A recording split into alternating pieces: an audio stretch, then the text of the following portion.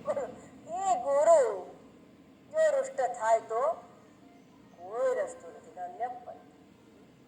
શુકદેવજીને આ ખબર કેમ? કારણ કે ભગવત પારાયણ કરી લીધું હતું, જ્ઞાન થઈ ગયું એ શુકને, એટલે ખબર પડી કે હવે બીજો કોઈ રસ્તો નથી. વ્યાસ ભગવાનના પત્નીના ગર્ભમાં જઈને સંતાઈ જાય છે, કારણ કે શંકર ભગવાને ત્રિશૂળ ફેંક્યું નાશ કરવા માટે. હવે એ જીવ રૂપે ગર્ભમાં સંતાઈ જાય છે. એટલે ગુરુ કોણ? વ્યાસ ભગવાન, ક્ષત્રિય બ્રહ્મનિષ્ઠ ગુરુ. એને ખબર હતી કે આજ બચાવી શકશે, 12 વર્ષ સુધી બહાર આવતા નથી. વ્યાસ ભગવાનને ખબર ક્યારે પડી? તો ગર્ભમાંથી જ્યારે વેદ ધ્વનિ સંભળાવા લાગ્યો, પરમાત્માનો ધ્વનિ સંભળાવા લાગ્યો, ત્યારે વ્યાસ ભગવાનને થયું કે ઓહો, આની અંદર તો કોઈ ભગવત જીવનો પ્રવેશ છે, આ કોઈ સામાન્ય જીવ નથી લાગતો. માટે પ્રાર્થના કરે છે કે હે જીવ, તમે જે પણ કહો છો તમે બહાર પ્રગટ થાવ, અભિવ્યક્ત થાવ. શુકદેવજી બહાર આવવાની ના પાડે છે. વ્યાસ ભગવાન કહે છે કે હવે આનું નિરાકરણ કઈ રીતે લાવવું? એવું તો હું શું કરું હે દેવ કે આપ બહાર આવો? તો કહે છે કે શ્રી કૃષ્ણ પરમાત્માના દર્શન જ્યાં સુધી હું ન કરું, નારાયણ દેવને હું ન જોઉં, ત્યાં સુધી હું બહાર આવવાનો નથી. હવે આને અધ્યાત્મ ભાષા એકમાત્ર ગુરુ જ છે. એટલે કબીર ભગવાનને કેવું ન પડ્યું, ગુરુ ગોવિંદ દોનો ખડે આકે લાગુ પાય. ગુરુ ગોવિંદ દોનો ખડે આકે લાગુ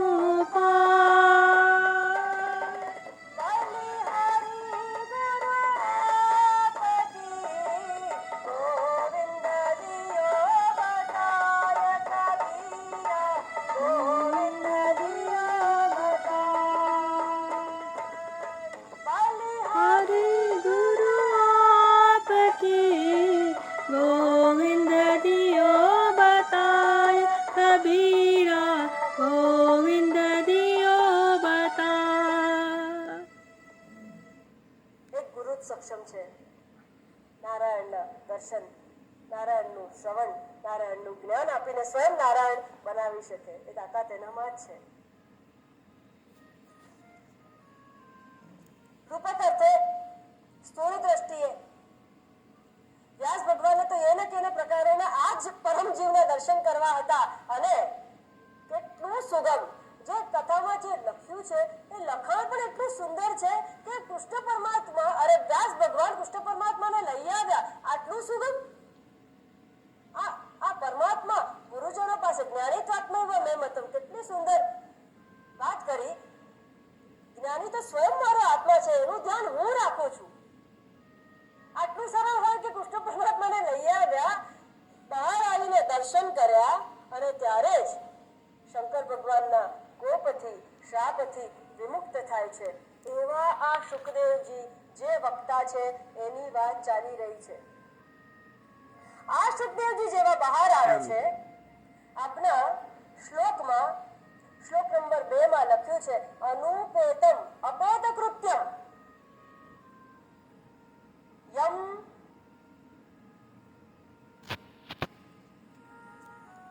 અનુપેત અપેત કૃત્યમ, એટલે કે જેને ઉપનીતની કોઈ પણ પ્રકારના સંસ્કારની જેને જરૂર નથી,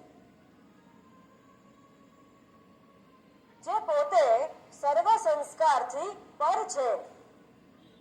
કોઈ પણ પ્રકારના ઉપનયન સંસ્કાર કે કોઈ પણ પ્રકારના વિદ્યા આરંભના સંસ્કાર એની જરૂર આ શુકદેવજીને નથી. એવા શુકદેવજી છે.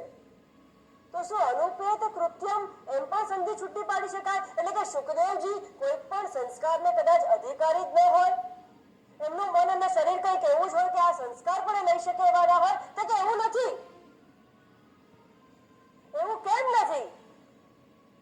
એવું એટલા માટે નથી, જો સંસ્કારને યોગ્ય જ ન હોત. કારણ કે નૈષ્કર્મ્ય સિદ્ધિમાં સુરેશ્વરાચાર્યજીએ લખ્યું છે નિવૃત્તિમ અપિ મૃદનાત સમ્યક બોધ પ્રવૃત્તિવત. સુખદેવજી માટે કહેવાય છે કે અવધૂત હતા હતા.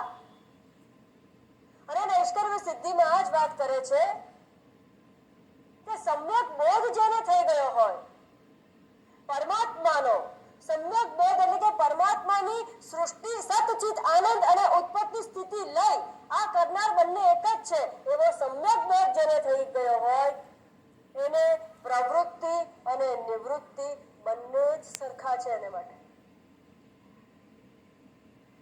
પ્રવૃત્તિ અને નિવૃત્તિને માટે જ જ્ઞાનીજન મહત્વ નથી આપતા કે આ જ પ્રવૃત્તિ કરવી અને અહીંયાથી જ નિવૃત્ત થવું.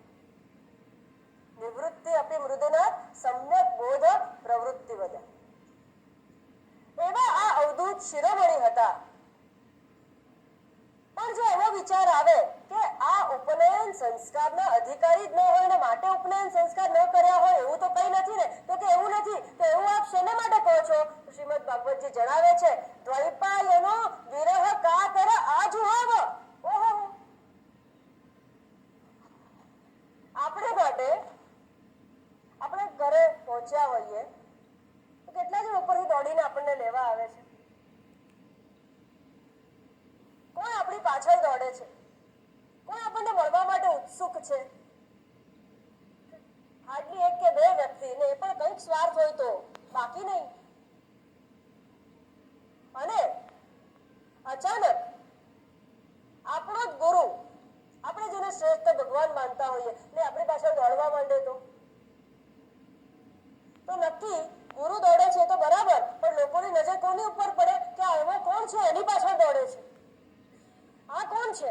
આશ્ચર્ય થાય કે આ જ્ઞાની, આ ગુરુ આની પાછળ દોડે છે. આ એવો કોણ છે? દ્વૈપાયનો વિરહ કાતર આજુહાવ. ઓહો, વ્યાસ ભગવાન જેની પાછળ ઓ પુત્ર કરીને દોડે છે. સુખદેવજી તો ચાલ્યા જતા હોય છે પોતાની જ મસ્તીમાં, પોતાના નિર્ગુણ નિરાકાર વિચારમાં જતા હોય છે અને વ્યાસ ભગવાન સુખદેવજીને બોલાવે છે પુત્ર તરીકે, પણ સુખદેવજી તો પાછા ફરીને જોતા નથી. તેઓના બદલે તન્મયતયા તરવો અભિનેદુ, જે વૃક્ષો અને લતાઓ હતી ત્યાં એમણે જવાબ આપ્યો સુખદેવજી વતી એમણે એવો જવાબ આપ્યો કે આ તો સર્વની અંદર અંતસ્થ જે પરમાત્મા છે, સાક્ષાત હરિરીતિ હરિરવા આ પરમાત્મા જ પોતે છે. અને માટે હે વ્યાસ ભગવાન, આમને માટે તમે વ્યથિત ન થતા, એ તો પરમ પુરુષ છે, આપ એની કોઈ પણ પ્રકારની ચિંતા ન કરતા. એવા આ સુખદેવજી જે છે જે મુખ્ય વક્તા છે.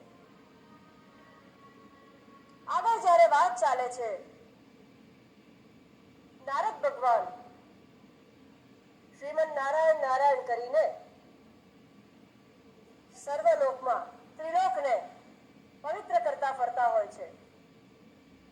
સ્વામી નારાયણ નારાયણ હરિ હરિ, સ્વામી નારાયણ નારાયણ હરિ હરિ, સ્વામી નારાયણ નારાયણ હરિ હરિ, સ્વામી નારાયણ નારાયણ હરિ હરિ.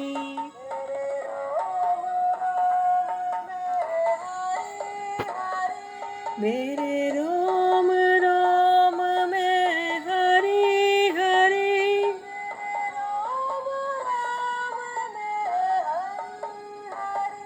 मेरे रोम हरि.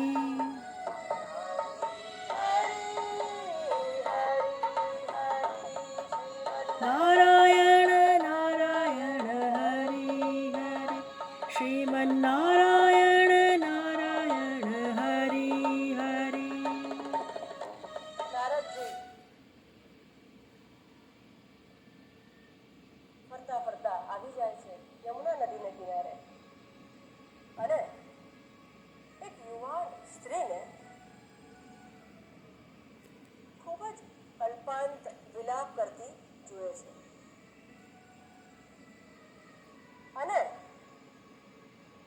પ્રાર્થના કરે છે કે હે નારદજી, હે ઋષિવર, હવે આપના દર્શન થયા એટલે મારી મુશ્કેલી દૂર થશે. હે દેવી, શું મુશ્કેલી છે આપને? તમને સારી રીતે વાત કરતી દેખાવ, પણ આ તો પરમાત્માના વ્રજધામમાં પ્રવેશ છે માટે મને આ સુંદર રૂપ મળ્યું છે. બાકી મારે ખૂબ જ દુઃખ છે. પણ તમારી સાથે આ બે